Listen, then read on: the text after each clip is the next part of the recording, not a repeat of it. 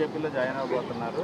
వచ్చే రాజ్యసభ సీటు కూడా మీరే మళ్ళీ పోటీ చేస్తారు. ఇంకోటి కూడా మా ఏ సాక్షి అయితే నేను ఛానల్ పెట్టానో మొదటి నుంచి కంపెనీ ఇన్కార్పొరేషన్ నుంచి లాంచ్ వరకు నేను చూశాను. అదే సాక్షిలో ఎవరో ఒక అతను చెప్తా ఉన్నాడు,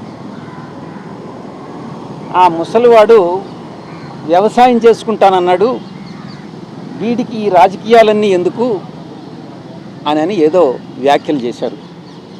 కేఎస్ఆర్ లైవ్ షో అనుకుంటా.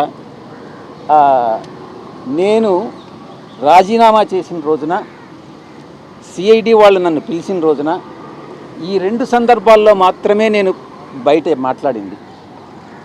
మిగతా ఎవరో ఏదో మాట్లాడుకుంటూ కొంతమంది నన్ను తిరిగి ఎంపీ కింద రాజ్యసభకు నన్ను పంపిస్తున్నారు. మీలోనే చాలామంది, చాలా టీవీలన్నీ నన్ను బీజేపీ రాష్ట్ర అధ్యక్షుని చేస్తున్నారు, నన్ను బీజేపీ ఇన్ఛార్జ్ వేరే రాష్ట్రానికి పంపిస్తూ ఉన్నారు, మీరే ఏదేదో ఊహించుకుంటా ఉన్నారు.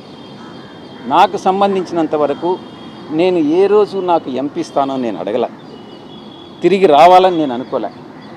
నేను వ్యవసాయం అని అనంటే వ్యంగ్యంగా ముసలోడు వ్యవసాయం చేసుకుంటానన్నాడు, మళ్ళీ ఈ రాజకీయాలు ఏంది అని మీరే నేను రాజకీయాల్లో ఎంటర్ అయిపోయినట్టు రీఎంట్రీ అని ఈ రకంగా రకరకాలైనటువంటి వ్యంగ్యాస్త్రాలన్నీ కూడా సంధిస్తూ ఉన్నారు.